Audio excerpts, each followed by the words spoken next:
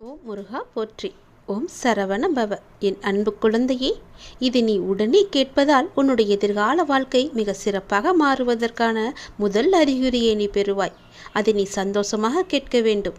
உனக்கு என்ன தேவையோ அது உன்னை தேடி வரும். உடனே கேள், எல்லாமே சரியாகும். உன்னுடைய எப்பேற்பட்ட பிரச்சனையும் உடனே தீர்ந்துவிடும். ஓம் சரவண பவ என்று சொல்லி மனதார என்னை கூப்பிட்டு கண்மூடி இதை கேள். நிச்சயம் உன் எதிர்கால வாழ்க்கை மிக சிறப்பாக இருக்கும். ஒவ்வொரு நொடியும் நீ மகிழ்ச்சியுடன் வாழ்வதற்கு நான் உனக்கு உத்தரவாதம் தருகிறேன். நீ என் மீது எந்த அளவுக்கு நம்பிக்கை வைத்திருக்கிறாய் என்பது எனக்கு தெரியும். அந்த நம்பிக்கைக்கேற்ற பலன் உன்னை தேடி வந்து கொண்டிருக்கிறது. அந்த அளவிற்கு உன்னுடைய வாழ்க்கையில் உள்ள தடைகள் எல்லாம் நீக்கப்பட்டு விட்டன. சிலவற்றை நீயே உணர்ந்திருப்பாய். உனக்காக சில விஷயங்கள் மாற்றப்பட்டு இருப்பதையும் உன்னால் காண முடியுமல்லவா? நடந்ததா நடக்கவில்லையா என்று நீயே யோசித்துப்பார்.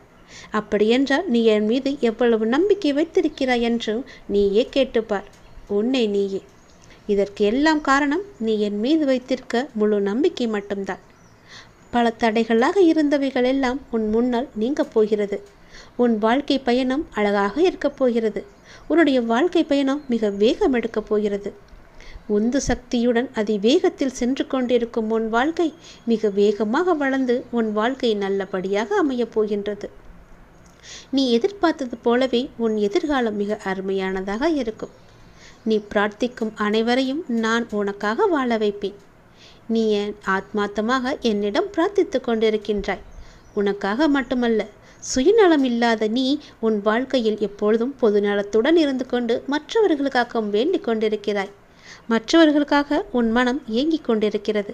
அவர்களும் நன்றாக இருக்க வேண்டும் என்று என்னிடம் பிரார்த்தித்து கொண்டிருக்கின்றாய் அல்லவா? அப்படி இருக்கும் முன்னே நான் எப்படி ஆசி வழங்காமல் இருப்பேன்? உன் மனமானது இப்பொழுது சந்தோஷத்தில் துள்ளி குதிக்கப் போகிறது. உன் வாழ்க்கை பிரகாசமாக இருக்கும். ஒருவர் கஷ்டத்தில் இருக்கும்போது மனதார இவர்கள் நன்றாக இருக்க வேண்டும், உன் மனதிற்கும் உன் வாழ்விற்கும் எந்த குறையும் இல்லாமல் நீண்ட ஆயுள் நீ வாழவாய் என்று நான் உனக்கு ஆசி வழங்குகிறேன். உன் எதிர்காலம் மிக அருமையாகவே இருக்கும். உனக்கு கிடைக்க வேண்டிய ஒவ்வொன்றையும் உனக்கு தவறாமல் கிடைக்க நான் உனக்கு பல முறை வழிகாட்டியிருக்கிறேன். அதை நீ உணர்ந்தாயா இல்லையா? ஆனாலும் சில நேரம் உன்னுடைய அவசர கதியால் அதை பெற என்னென்னவோ செய்து பார்த்து கிடைக்காமல் உன் சக்தியையும் ஆற்றலையும் நீ இழந்து தவித்து கொண்டிருக்கிறாய். ஒவ்வொரு நொடியையும் எப்படி மகிழ்ச்சியோடு வாழ்வது என்பதை அறிந்து நீ மகிழ்ச்சியாக வாழ முயற்சி செய்.